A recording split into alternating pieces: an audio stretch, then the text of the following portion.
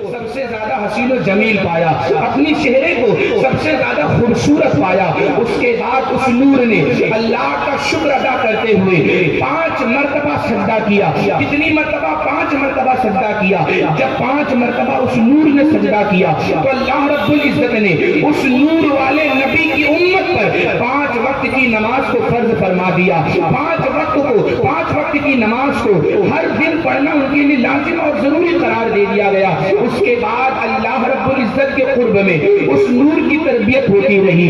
اللہ رب العزت اپنے فضل و کمال سے اس نور کی تربیت فرما رہا ہے۔ اس کے بعد اللہ رب العزت نے پھر سے اس نور کو اپنی طرف متوجہ فرمایا اور فرمایا اے میرے نور ذرا پھر سے تجھ اپنے چہرے کو، اپنی شکل کو آئینہ حجاب میں دیکھ لے۔ جب اس نور نے پھر سے آئینہ حجاب میں اپنے آپ کو دیکھا تو اس سے بھی زیادہ حسین و جمیل پایا، اور جب حسین و جمیل پایا تو اللہ رب العزت کے جلال اور روب سے اس نور کی پیشانی سے پسینے نکلنے لگ گئے، اس نور کے جسم سے پسینہ آنے لگ گیا، اس نور کے چہرے سے پسینہ ظاہر ہونا شروع ہو گیا۔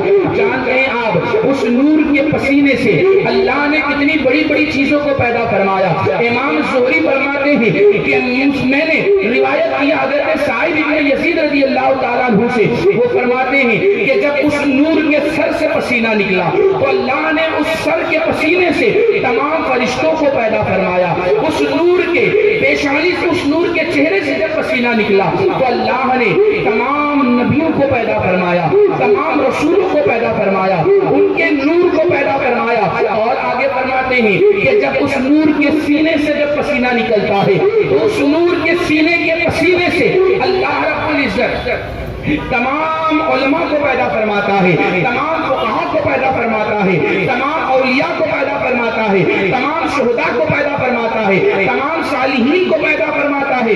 آگے آپ بیان کرتے ہیں کہ جب اس نور کے سینے سے پسینے سے اللہ رب العزت نے ان تمام چیزوں کو پیدا فرمایا تو اس نور کی بھاؤں سے جب پسینہ نکلا تو اللہ رب العزت نے اس نور کی بھاؤں سے، ابروؤں سے اللہ نے مسلمان مرد اور عورت کو پیدا فرمایا، مومن مرد اور عورت کو پیدا فرمایا۔ اور جب اس نور کے کان سے پسینہ نکلتا ہے تو اللہ رب العزت تمام یہود و نصارہ اور مشرکون کو پیدا فرمایا۔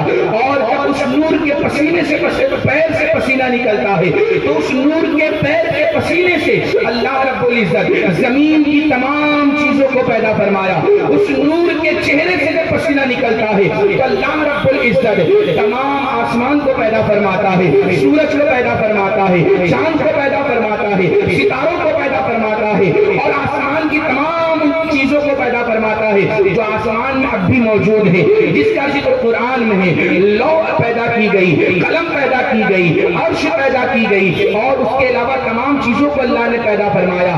آگے حدیث پاک کو نقل کرتے ہوئے آپ فرماتے ہیں کہ جب اللہ رب العزت نے اس نور کے پسینے سے ان تمام چیزوں کو پیدا فرما دیا تو اللہ رب العزت نے اس نور کو ایک نورانی قندیل میں جلوہ گر فرما دیا، اور تمام نبیوں کی روحوں کو پیدا فرمانے کے بعد انہیں حکم دیا گیا کہ اے تمام نبیوں کی روحوں، اے ارواح انبیاء، اے ارواح ملائکہ، اے ارواح صوفیاء، اے ارواح انسان، تم سب کے سب اس نوری قندیل کا طواف کرو۔ اب وہ تمام ارواح جو حضور کے نور سے بنے ہیں، حضور علیہ السلام کے نور کا طواف کر رہے ہیں، طواف ہو رہا ہے۔ کتنے دن طواف ہوا؟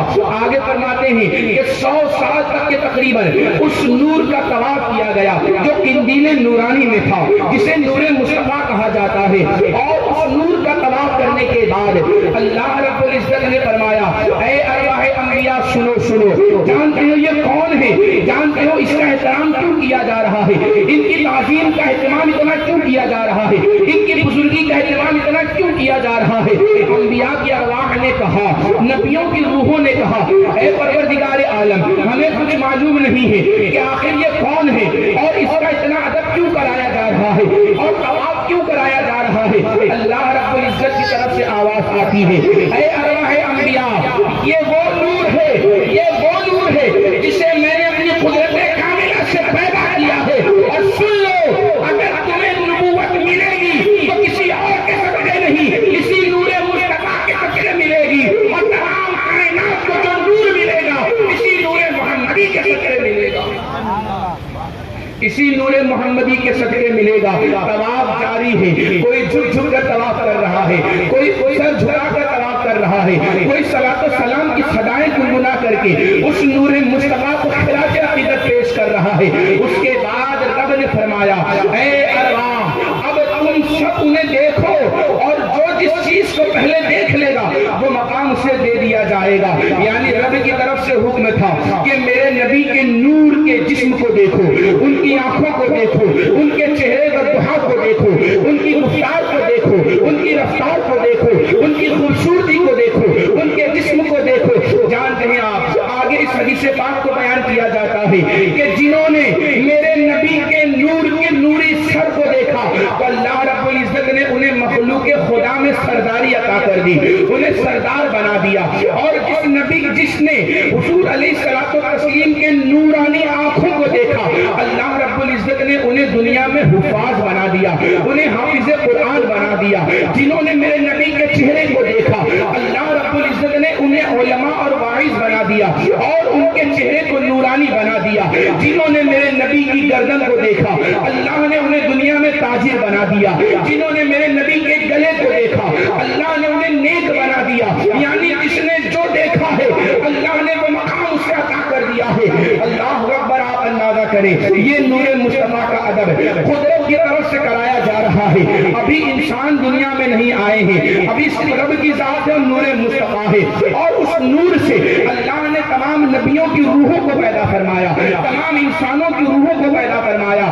اس کے بعد اللہ رب العزت نے تمام روحوں کا ایک مجمع لگا کر کے انہیں سامنے رکھ کر کے اللہ رب العزت نے فرمایا اے ارواح، اے عالم ارواح میں رہنے والوں، اے روح بتاؤ الست بربکم، کیا میں تمہارا رب نہیں ہوں؟ تمام روحوں نے اپنے کانوں سے سنا کہ رب کہہ رہا ہے کہ کیا میں تمہارا رب نہیں ہوں؟ وہاں ربوبیت کی بات ہو رہی تھی، رب ہونے کا اعلان کیا جا رہا تھا۔ جانتے ہیں آپ تمام روحوں میں سب سے پہلے قالوا بلا کہا ہے تو روح مصطفیٰ نے کہا ہے، نور مصطفیٰ نے کہا ہے، میرے آقا کی روح نے سب سے پہلے کہا قالوا بلا، یعنی ہاں اے اللہ ہم اس بات کا اقرار کرتے ہیں کہ تو ہمارا رب ہے، تو ہمارا پالنہار حقیقی ہے، تو ہمارا پروردگار ہے۔ میرے آقا نے سب سے پہلے اللہ کے رب ہونے کا اعلان اس وقت کیا جب آپ نوری شکل میں تھے،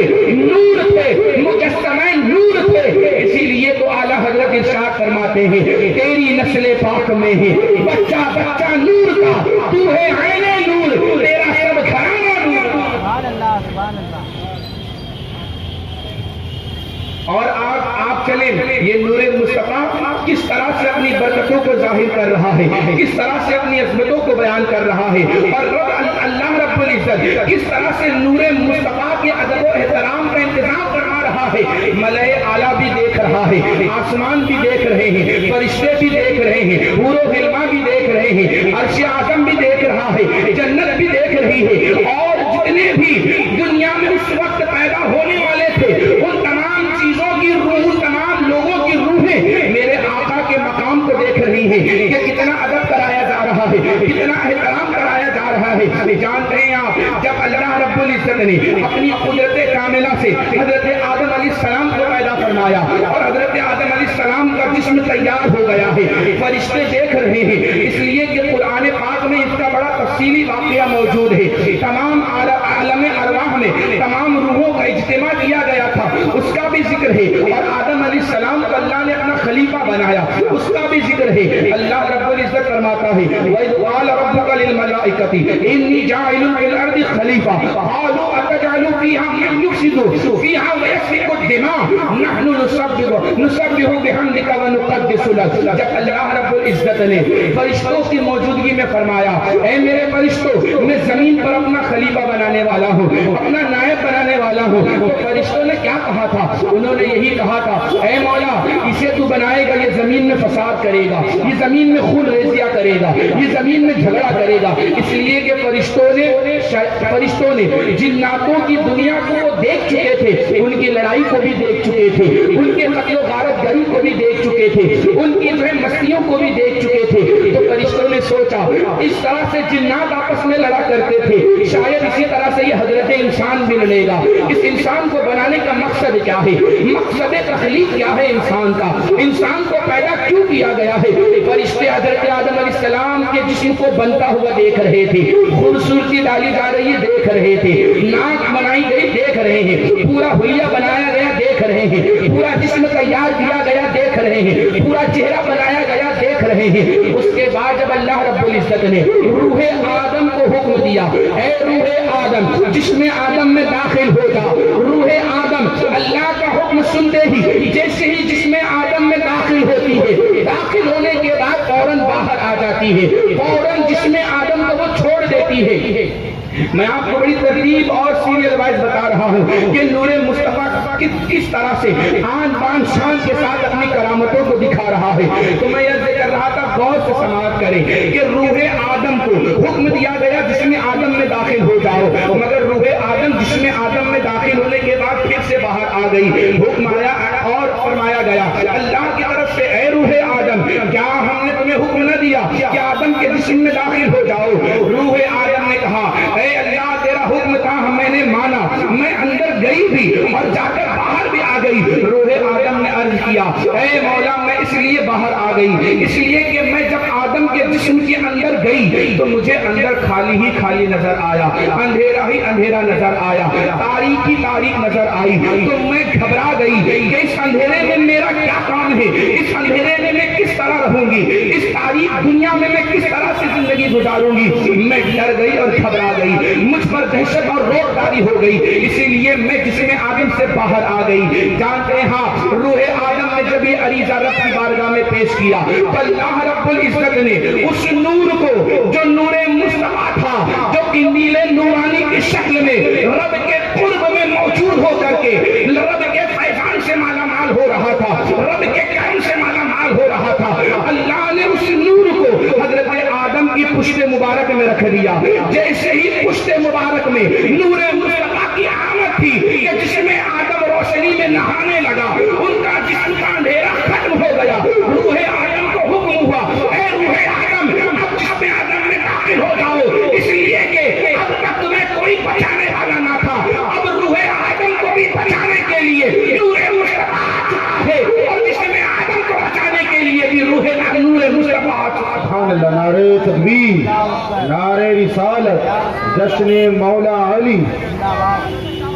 ये सबसे पहली करामत थी जो हजरत आदम अलैहिस्सलाम की पुष्ट में नूरे मुस्तफा को रख करके दुनिया वालों को बताया गया, दुनिया वालों को सिखाया गया। उसके बाद हजरत आदम अलैहिस्सलातु तस्लीम जन्नत में रह रहे हैं, फरिश्ते उनके साथ हैं और साथ में उनके इजाज़ात कराए जा रहे हैं, उनके नाज उठाए जा रहे हैं, उनकी कदर एहतमाम किया जा रहा है। इसलिए कि फरिश्ते भी जानते थे कि ये आदम थे, मगर ये अब आदम जो है बहुत कीमती हो गए हैं, इसलिए कि नूरे मुस्तफा जलवागर हो चुका है, नूरे मोहम्मदी इनकी पुष्ट में आ चुका है। और मैं बड़ी ये जिम्मेदारी से बता देना चाहता हूँ, सुफियाए किराम यहाँ यह नुक्ता बयान करते हैं कि आदम अलैहिस्सलाम को फरिश्तों ने पहले पहचाना या मेरे आका को सबसे पहले पहचाना। सुफियाए किराम यहाँ बयान करते हैं कि हजरत आदम अलैहिस्सलाम के पैदा होने से हजारों बरस पहले ही फरिश्तों को मार्फत करा दी गई थी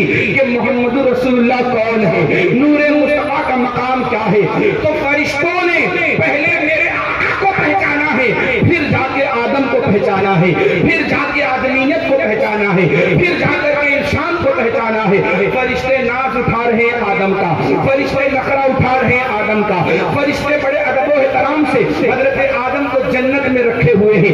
जानते हैं आप, जब हजरत आदम फरिश्तों के दरमियान रह करके थोड़े से परेशान हो गए थे, क्योंकि हजरत आदम का जो जिस्म जो है तामीर किया गया था, बनाया गया तो मिट्टी से बनाया गया था, फरिश्ते नूर से बने हुए हैं। हजरत आदम अलैहिस्सलातु वस्सलाम जन्नत में रह करके भी ये सोचा करते थे कि कोई ऐसा होना चाहिए जो मेरा हमराज हो, जो कोई ऐसा होना चाहिए जो मुझे देखे मैं उसे देखूं, वो मेरी तरह हो, उसका चेहरा भी मेरे जैसा हो, उसकी हाथ मेरे जैसे हो, उसकी आंखें मेरी जैसी हो, उसका पूरा जिस्म मेरे जैसा हो, मैं उससे बात करूं, मैं वो मुझसे बात करे, मैं राजो नियाज से बातें करूं, वो मुझसे राजो नियाज की बातें करे।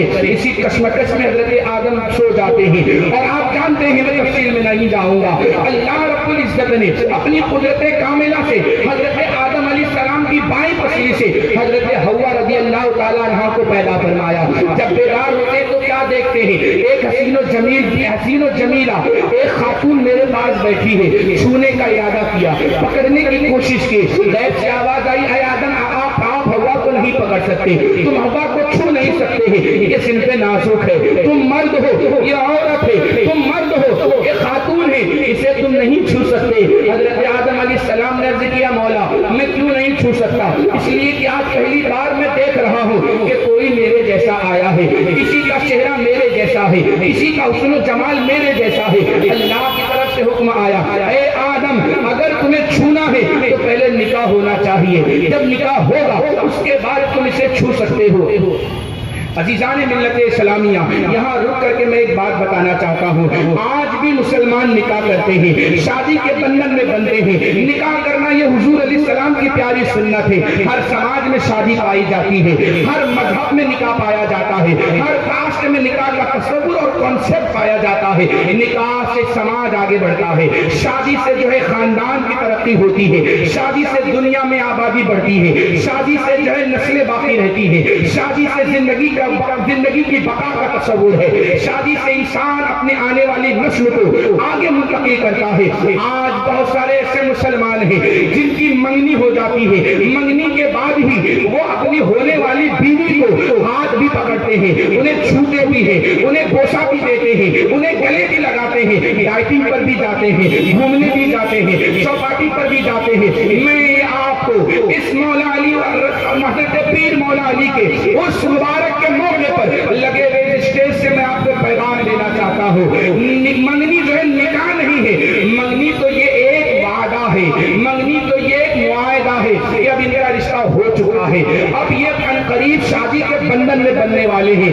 आप ये याद रखें, आज मुसलमानों के अंदर गैरों की आदतें आ गई हैं, गैरों का तरीका आ गया है, गैरों के नक्शे कदम पर बहुत सारे ऐसे मुसलमान चल रहे हैं जिन्होंने अपने ईमान को भी बर्बाद कर लिया, जिन्होंने अपने अकीदे को भी खराब कर लिया। ये याद रखें, मंगनी करने के बाद कोई मर्द किसी भी लड़की को न छू सकता है, न उसे गले लगा सकता है, न उसे बोसो किनार कर सकता है। अरे याद रखो, दुनिया में गुनाह होता है, जन्नत में गुनाह का तस्वुर नहीं है, जन्नत में गुनाह का कॉन्सेप्ट नहीं है, जन्नत में गुनाह का ख्याल नहीं है, जन्नत में गुनाह कोई कर नहीं सकता है। मगर कुर्बान चाहिए कि जन्नत में अल्लाह ने एक नबी को हव्वा को छूने से मना कर दिया, एक पैगंबर को हव्वा को छूने से मना कर दिया, हजरत आदम को हव्वा को छूने से मना कर दिया। एक नबी को इतनी पाबंदी दे दी गई कि तुम बगैर निकाह के छू नहीं सकते। हालांकि जन्नत में गुनाह का तस्वुर नहीं, मगर दुनिया में जो गुनाह होता है लोग करते हैं और बड़े धड़ल्ले से करते हैं, बड़े शौक से करते हैं। पता चला कि ये बड़ा नाजुक मामला है, ये बड़ा जो हसास मामला है, बड़ा सेंसिटिव मामला है कि निकाह हो नहीं, जब तक निकाह नहीं होगा तुम किसी भी लड़की को न छू सकते हो, न हाथ लगा सकते हो और न उसे पकड़ सकते हो। अगर मैं इसमें तफसीली बात करूं तो मेरा मौजू कट जाएगा। मैं जो मौजू लेकर आया हूं उस पर मैं बात करूंगा इंशाअल्लाह फिर कभी। तो मैं अर्ज कर रहा था कि हजरत आदम अलैहिस्सलातु वस्सलाम को मना कर दिया गया कि आए आदम हवा को छू नहीं सकते, तो क्या करना है? फरमाया गया निकाह करो, निकाह होगा उसके बाद छूना पड़ेगा। आप जानते हैं कि जन्नत में निकाह हुआ है, हजरत जिब्रील अमीन ने खुतबा पढ़ा है, मलाइका बाराती बन करके आए, पूरी जन्नत को सजा दिया गया है और हजरत आदम और हव्वा का निकाह हो गया। अब हजरत आदम बेताब है कि जरा पकड़ ले, देखे तो सही क्या ये फरिश्तों जैसा नूर तो नहीं है, मेरे तरह ही उसका हाथ तो नहीं, मेरे तरह उसका जिस्म तो नहीं। फिर छूने गए, निकाह हो चुका है, छूने गए, फिर रब ने मना कर दिया। फरमाया है आदम मेहर अदा करो, जब तक मेहर अदा नहीं होगा तुम अपनी बीवी को छू नहीं सकते। आज बहुत सारे ऐसे लोग हैं निकाह ही के दिन कहते हैं अरे مہر ہم نے 20,000 رکھا ہے. جب پوچھتے ہیں کہ تمہاری حیثیت 20,000 دینے کی مہر ہے نہیں تو تم نے رکھا کیوں ہے؟ تو جانتے ہیں آپ وہ کیا کہتے ہیں؟ بڑی معصومیت سے کہتے ہیں حضرت ہمیں مہر دینا تھوڑی ہے اس لیے ہم نے اتنا بڑا مہر رکھ دیا ہے. اللہ اکبر. میرے آقا فرماتے ہیں کہ جس نے اس نیت سے شادی کی کہ مہر دوں ہی نہیں، گویا کہ وہ نکاح نہیں بلکہ زنا کر رہا ہے. وہ نکاح نہیں بلکہ وہ زنا کر رہا ہے. تم مہر ادا کرو، جتنا حق ہے اتنا دینا چاہیے. اور ایک بات بتا دوں، آج بہت سارے مسلمان 786 روپیہ مہر ادا کرتے ہیں. آپ دیکھیں کھانے میں 10 ڈش رکھی گئی ہے، بڑا ہال بک کیا گیا ہے، 4-6 کیمرہ مین والے کو بلایا گیا ہے، دولے دولے کو جو بینڈ باجے کے ساتھ جو ہے بڑے بڑے دھماکے دار انٹری کے ساتھ وہ آتا ہے. اتنا سارا خرچ وہ برداشت کرتے ہیں، مگر جب مہر دینے کی بات آتی ہے تو کہتے ہیں 786 روپیہ. اللہ اکبر. آج کے دور میں جو 786 روپیہ عورت کا مہر مقرر کر رہا ہے گویا کہ وہ دین سے دور ہے، وہ جاہل ہے. اسے پتا نہیں کہ عورت کا حق کیا ہے، مل کے خدا کے عوض میں دینا کیا ہے. جانتے ہیں اللہ کے رسول علیہ الصلوۃ والتسلیم کی حدیث مبارکہ آپ کو سناؤں. آپ فرماتے ہیں لا اقل معشر دراہم، مہر جو ہے 10 درہم سے کم نہیں ہو سکتا ہے. اب 10 درہم آج کی تاریخ میں 12 سے 1500 روپے بنتا ہے. تب جا کر کے اگر آج کی تاریخ میں کم سے کم لو کیٹیگری میں بھی اگر نکاح ہو رہا ہے اور مہر دینا ہے تو کم سے کم 12 سے 1500 روپیہ مہر دینا ہوگا. اور اگر اللہ نے آپ کو نوازا ہے تو آپ 50,000 بھی دے سکتے ہو، مگر دینا ہے تو اسی وقت پر یہ زیادہ بہتر ہے. آپ تاخیر کر کے بھی دے سکتے. بہرحال مہر کی بات آئی. حضرت آدم نے پھر عرض کیا مولا میں کیا دوں، میں تو جنت میں ہوں، تو نے مجھے پیدا کیا ہے، تیری نعمتیں کھا رہا ہوں، میں مہر کہاں سے ادا کروں گا؟ اللہ اکبر. حضور علیہ الصلوۃ والتسلیم کا وہ نور جو پشت آدم میں جلوہ گر تھا اسی کو سامنے رکھ کر کے رب نے فرمایا اے آدم اگر تم مہر ادا کرنا چاہتے ہو تو میرے ہونے والے محبوب پر 20 مرتبہ درود پاک پڑھ لو. جب تم 20 مرتبہ درود پاک پڑھ لو گے حوا کا مہر ادا ہو جائے گا اور حوا تمہارے لیے حلال ہو جائے گا. جنت میں درود پاک پڑھا گیا. آج دنیا میں لوگ منع کر رہے ہیں کہ درود مت پڑھو مت پڑھو، حالانکہ رب خود فرماتا ہے ان اللہ وملائکتہ یصلون علی النبی یا ایھا الذین آمنوا صلوا علیہ وسلموا تسلیما. ایمان والوں کی قسمت ہے درود پڑھنا اور نبی پر صلاۃ و سلام بھیجنا. وہ بد قسمت ہے، وہ بے ایمان ہے جو جان بوجھ کر کے بھی نبی پر درود و سلام نہیں پڑھتا. تو یہ تو دنیا میں حکم ہے، وہاں تو جنت میں حضرت آدم سے پڑھایا گیا، حضرت حوا سے پڑھایا گیا، فرشتوں نے درود پڑھا. اسی لیے تو کہا جاتا ہے ہر درد کی دوا ہے صلی علی محمد، تعویذ ہر بلا ہے صلی علی محمد. حضرت آدم علیہ السلام نے 20 مرتبہ درود پڑھا، حوا کا مہر ادا ہو گیا. اب حضرت حوا کو چھو بھی سکتے ہیں، پکڑ بھی سکتے ہیں. بہرحال کئی دنوں تک، کئی برسوں تک حضرت آدم علیہ السلام جنت میں رہے. جانتے ہیں اس کے بعد اللہ رب العزت نے حضرت آدم کو اپنے فضل و کرم سے علم سے نوازا، حکمت سے نوازا، علم لدنی گویا کہ عطا فرما دیا. روایتوں میں آتا ہے کہ کئی ہزار زبانیں حضرت آدم علیہ السلام کو سکھائی گئی، کئی چیزوں کی مہارت دی گئی. حضرت آدم علیہ السلام کو کھڑا کر کے کہا گیا اے فرشتوں آدم کو سجدہ کرو، آدم کو سجدہ کرو. آپ جانتے ہیں حضرت آدم علیہ السلام کو تمام فرشتوں نے سجدہ کیا ہے، تمام پیغمبروں نے سجدہ کیا ہے. سجدہ کرنے میں سب سے پہلے اگر کوئی بڑا ہے تو حضرت جبرائیل علیہ السلام بڑے ہیں، تو اللہ رب العزت نے انہیں تمام فرشتوں کا سردار بنا دیا ہے. اور اس کے بعد سجدہ کرنے میں حضرت جبرائیل کے بعد کوئی بڑا ہے تو حضرت اسرافیل علیہ السلام بڑے ہیں.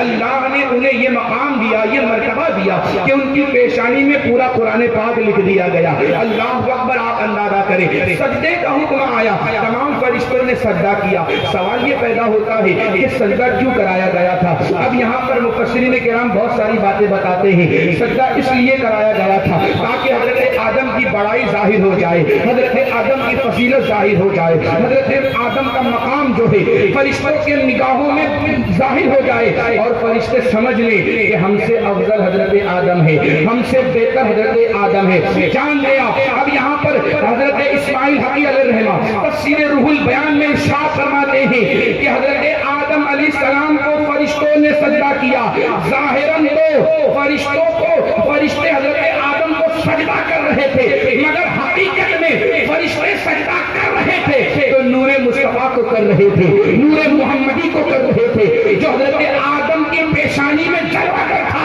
اور اپنی کرنیں بکھیر رہا تھا۔ سجدہ بھی کرایا گیا نور مصطفیٰ۔